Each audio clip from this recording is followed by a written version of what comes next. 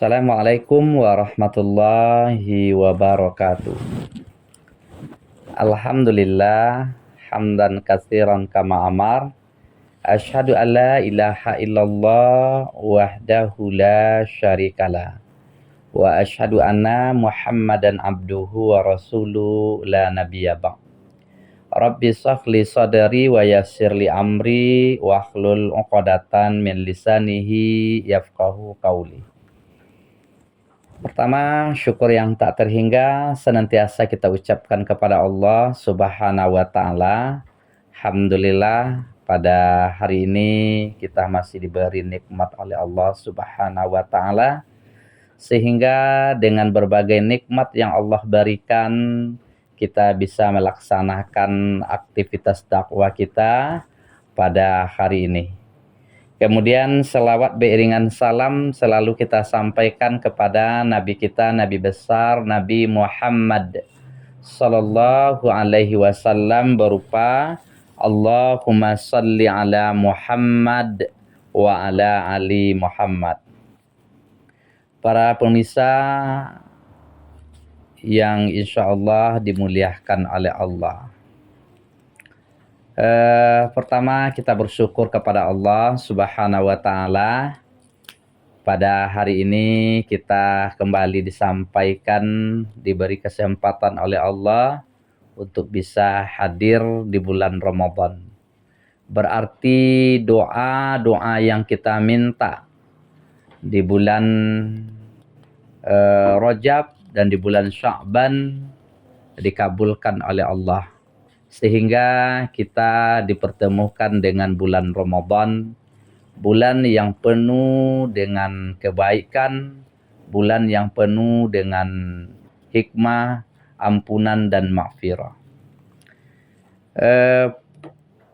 Ihwa fillah rahimakumullah. Di bulan Ramadan ini banyak sekali kebaikan-kebaikan yang kita dapatkan. Setiap amal soleh yang kita lakukan dilipat gandakan pahalanya. Siangnya berisi dengan ampunan, malamnya juga berisi dengan ampunan. Namun pertanyaannya, apakah semua orang yang akan mendapatkan ampunan Allah di bulan Ramadan ini? Baik siang maupun malam. Tentulah ihwafillah, orang-orang yang melaksanakan puasa dan puasanya itu puasa yang berkualitas. Lalu kalau kita lihat, salah satu untuk mencapai puasa yang berkualitas, puasa yang baik, yang ujungnya adalah la'allakum tattaqun, yaitu mencapai derajat takwa. Untuk mendapatkan itu penuhlah dengan perjuangan, penuh onak dan duri. Salah satu yang mesti kita perhatikan ihwafillah, yaitu menyangkut dengan adab-adab ketika seorang dalam melaksanakan ibadah, khusus melaksanakan ibadah puasa. Betapa banyak orang di bulan Ramadan ini yang konsen perhatiannya tentang keutamaan Ramadan, fadilah Ramadan, sunnah-sunnah Ramadan, kelebihan Ramadan, rahasia Ramadan. Akan tetapi jarang memperhatikan tentang adab-adab ketika melaksanakan puasa. Padahal ihwafillah, adab ini sangat penting di dalam melakukan sesuatu. Dan sesuatu itu ada adabnya. Mau makan ada adab, mau minum ada adab, mau berjalan ada adab, di dalam majelis ilmu ada adab, di dalam sholat ada adab, dan di dalam melaksanakan sholat berjamaah juga adab. Yang tak kalah penting yang mesti kita perhatikan juga adalah adab-adab ketika melaksanakan ibadah puasa. Kenapa? Karena semakin bagus kualitas puasa yang dilaksanakan oleh seseorang, maka ada kaitan dengan adab. Semakin bagus adab dia dalam melaksanakan puasa, semakin bagus adab seseorang di dalam melaksanakan puasa, maka puasanya semakin berkualitas. Semakin bagus kualitasnya, tentulah semakin tinggi nilainya di sisi Allah. Dan sebaliknya, ketika seseorang itu tanpa mempedulikan adab, atau barangkali kurang adabnya dalam melakukan ibadah puasa, tentu kualitas puasanya dipertanyakan juga. Maka menyangkut dengan hal ini, Imam Ghazali menyebutkan ada 6 adab puasa yang mesti kita perhatikan ketika kita melaksanakan ibadah puasa. Yang pertama, adab yang mesti kita lakukan, yang mesti ada pada seseorang bagi orang yang melaksanakan puasa, menurut Imam Ghazali adalah thayyibul ghiza. Artinya apa? Seseorang yang melaksanakan puasa, mau wajib, mau sunat, dia mesti memperhatikan adab yang pertama ini, yaitu mengkonsumsi makanan yang halal dan yang baik. Ini adab yang pertama. Lalu timbul pertanyaan, ihwa, saudaraku yang seiman dimanapun berada. Lalu timbul pertanyaan, kenapa kita harus mengkonsumsi, memakan makanan yang baik? Artinya ketika seseorang itu berbuka setelah dia melaksanakan puasa, kemudian kenapa dia mesti mengkonsumsi makanan yang halal, makanan yang baik? Nah, karena setiap makanan yang kita makan, yang kita konsumsi, yang masuk ke dalam perut kita akan berpengaruh terhadap ibadah yang kita lakukan. Nah, inilah yang dikatakan oleh para ulama, oleh orang-orang soleh, orang alim terdahulu. Apa katanya? Man akalal haram asad jawarihuhu. Seorang yang memakan makanan yang haram, maka ketika makanan yang haram itu masuk ke dalam perutnya, maka akan mempengaruhi tubuhnya. Tubuh mempengaruhi terhadap gerak tubuhnya. Ketika seseorang itu melakukan puasa dan setelah dia melaksanakan puasa, akan berpengaruh makanan ke dalam yang masuk ke dalam perut itu. Setiap seseorang akan makan makanan yang haram, kemudian makanan itu akan berpengaruh terhadap ibadah yang dia lakukan. Bisa saja dia akan malas melakukan sholat tarawih, dia malas melakukan baca Al-Quran, malas melakukan qiyamul lail, malas dia melakukan sholat tahajud, malas melakukan rangkaian-rangkaian ibadah yang ada pada bulan Ramadan. Apa sebabnya? Ini disebabkan karena faktor makanan. Dan tidak saja itu pengaruh membuat seseorang itu malas melakukan ibadah. Bahkan Rasulullah Sallallahu Alaihi Wasallam mengingatkan kepada kita di dalam sebuah hadis yang diriwayatkan oleh Tabrani. Apa kata Rasulullah? Rasulullah Sallallahu Alaihi Wasallam pernah berpesan kepada salah seorang sahabat. Apa kata Rasulullah? Ya sya'at attiba mat'amaka. Ya sya'at, perbaikilah makananmu. Artinya apa? Rasulullah mengingatkan kepada saat untuk memperbaiki pola makan. Maksud pola makan di sini, Rasulullah mengingatkan, perbaikilah cara mencari makananmu.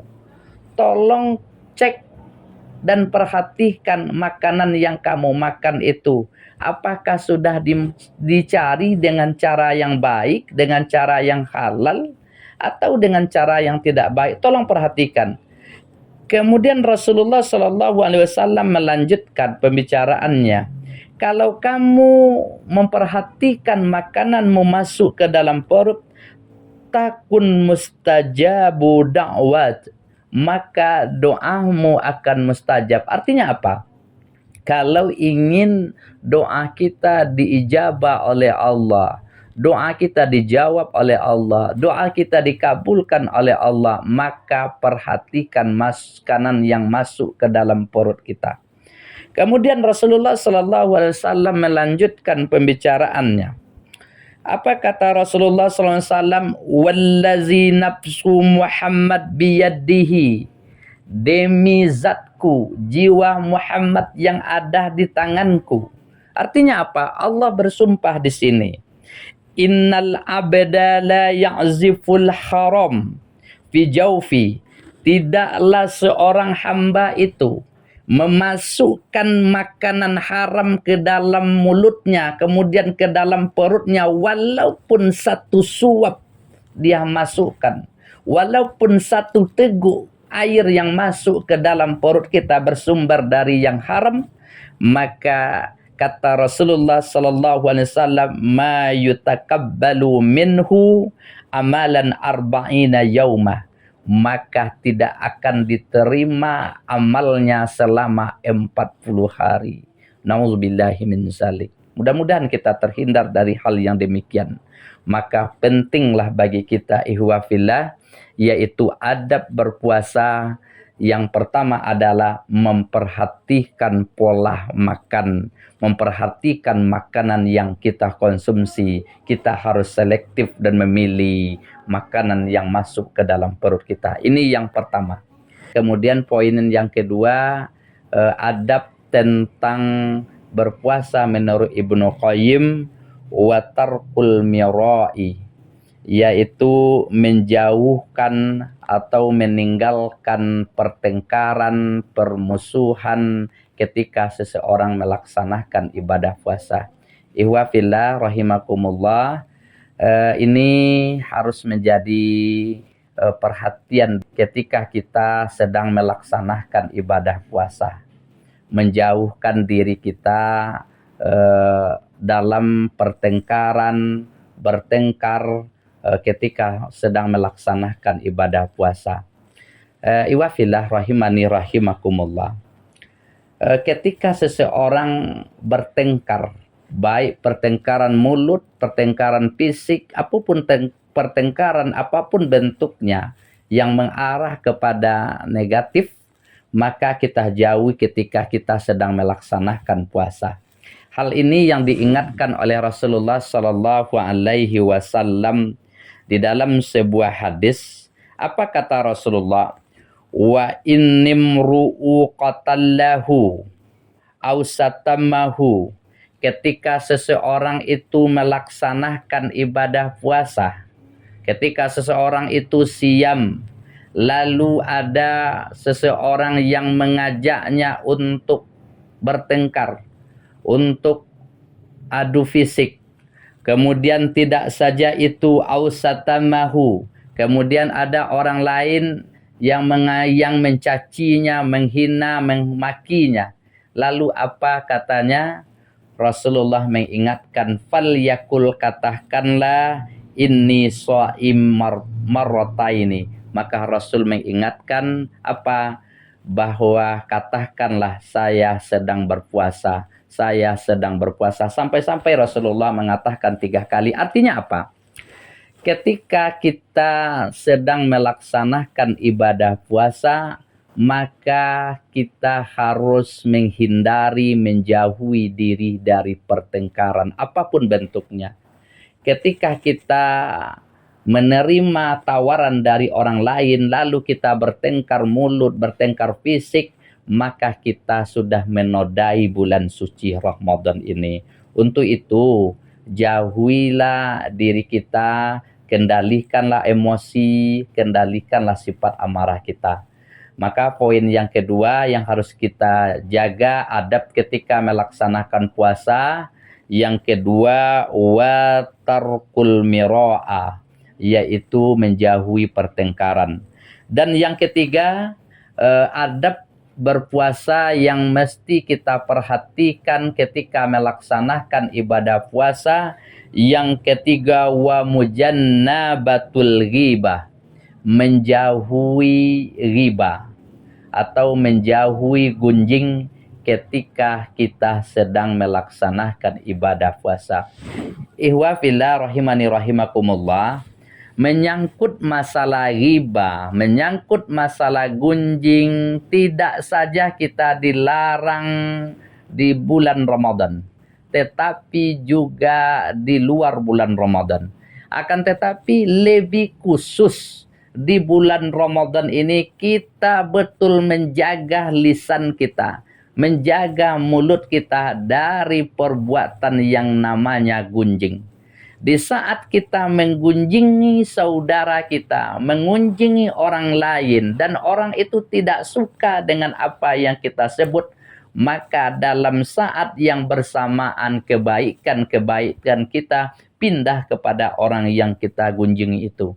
Tidak saja itu, kata Rasulullah Sallallahu Alaihi Wasallam, orang-orang yang suka menggunjingi orang lain lalu dia tidak tobat, tidak minta maaf dan tidak minta ampun kepada Allah, lalu dia membawa dosa gunjing ini sampai hari kiamat. Rasulullah Sallallahu Alaihi Wasallam mengingatkan kepada kita tentang sebuah hadis. Ini pantaslah bagi kita menjadi renungan hadis ini. Apa kata Rasulullah Sallallahu Alaihi Wasallam? Di hari kiamat itu nanti ada orang yang diberi kitab catatan oleh malaikat dalam keadaan mansurah, dalam keadaan terbuka. Lalu ketika catatan amal itu diberikan, maka nampaklah semua apa yang kita lakukan. Lalu orang ini protes, orang yang menerima ini dia protes kepada Rabb. Ya Rabb, wahai yang memberikan catatan, dia protes, ya Rabbi aina hasana wa hasanatu. Ya Rabbi, mana kebaikan ini dan kebaikan itu? Dulu saya rajin puasa sunat, Ramadan saya lakukan, tahajud dilakukan setiap malam, Al-Quran saya khatamkan, infak sedekah tidak tinggal. Banyak kebaikan yang saya lakukan ya Rabbi. Tetapi ya Rabbi, saya tak nampak kelihatan kebaikan-kebaikan yang saya lakukan. Lalu apa kata Allah? Memang benar kamu ahli ibadah, memang benar kamu ahli tahajud, benar kamu ahli sedekah, puasa wajib dan sunat kamu lakukan, akan tetapi apa? Muhiyyat bi'tiyabikan nas, kebaikan-kebaikanmu itu hilang, habis, musnah, ludes. Kenapa? Karena kebaikan dosa-dosa yang kamu lakukan. Apa dosanya? Gunjing yang kamu lakukan kepada saudaranya. Maka menjadi perhatian bagi kita pada poin yang ketiga ini apa? Untuk berhati-hati, untuk tidak mengunjungi orang lain. Maka dikatakan adab berpuasa menurut Al-Ghazali yang ketiga yang menjadi perhatian bagi kita untuk menjauhkan gunjing. Kemudian adab puasa yang keempat yang mesti kita perhatikan adalah iwafillah rahimani rahimakumullah wa rafdul kazib, yaitu menolak dusta atau menjauhkan diri untuk berdusta. Baik dusta dalam bentuk mulut, ucapan, perkataan, maupun dusta dalam bentuk perbuatan. Nah, ini yang dikatakan oleh Rasulullah Sallallahu Alaihi Wasallam di dalam sebuah hadis. May yada'u qaula zuhri wa amali, siapa yang tidak meninggalkan perkataan dusta saat dia berpuasa, dia tetap dusta, dia tetap bohong, lalu dia tidak tinggalkan, au amali bi, atau mengamalkan perbuatan dusta. Apa bentuk mengamalkan perbuatan dusta itu? Mengerjakan perbuatan dusta, mempermainkan kwitansi, mempermainkan perjalanan dinas. Perjalanan dinas dilakukan 2 hari, dikatakan 3 hari. kemudian mempermainkan literan, mempermainkan takaran. Ini bentuk-bentuk kedustaan. Maka orang yang seperti ini, kata Rasulullah, orang yang suka berbohong, kemudian orang yang melakukan perbuatan bohong, maka Rasulullah lanjutkan, falaisa lillah hajja fi ayyad'a ta'am wasrab. Maka Rasulullah katakan, aku tidak butuh dengan dia meninggalkan makan dan minum. Artinya apa? Allah tak butuh dengan puasa orang-orang yang berdusta. Maka harus kita perhatikan ihwafillah, apa perkataan-perkataan dusta maka kita tinggalkan ketika melaksanakan ibadah puasa. Ini merupakan adab yang keempat. Kemudian adab yang kelima yang harus kita perhatikan saat kita melaksanakan ibadah puasa, watarkul azah, yaitu watarkul azah. Artinya apa? Meninggalkan menyakiti hati orang lain. Artinya apa? Ketika kita sedang melaksanakan puasa, ketika kita sedang saum, maka salah satu adab yang mesti kita perhatikan adalah jangan menyakiti hati orang lain, jangan menzolimi orang lain, jangan menganiaya orang lain, baik dengan ucapan, dengan perkataan, dengan perbuatan, apapun bentuknya. Ketika seorang melaksanakan puasa, ketika dia melakukan itu, menyakiti hati orang lain, menzolimi orang lain, menganiaya orang lain, maka pahala puasanya hilang. Bahkan pahala puasa yang dia lakukan itu musnah. Dan tidak membatalkan puasa, tetapi pahala puasanya yang hilang. Ini poin yang kelima. Kemudian poin yang terakhir, adab-adab puasa menurut Imam Ghazali yang harus kita perhatikan saat kita melaksanakan ibadah puasa. Yang kelima adalah wasaumul jawarihi fi anil qaba'ihi, yaitu menjaga anggota tubuh kita dari perbuatan-perbuatan buruk ketika kita sedang melaksanakan puasa. Artinya apa? Kalau ingin puasa kita berkualitas, kalau ingin puasa kita mendapatkan titel la'allakum ta'takun, ingin puasa kita benar-benar puasa yang the best, yang paling bagus, maka poin yang kelima ini benar-benar kita perhatikan apa? Menjaga anggota tubuh kita dari hal yang diharamkan oleh Allah. Mulai dari kepala, menjaga dari memikirkan yang haram. Mulai dari telinga, menjaga dari mendengarkan hal-hal yang haram. Mulai dari mata, ghadul basar, memelihara mata kita melihat aurat yang diharamkan oleh Allah.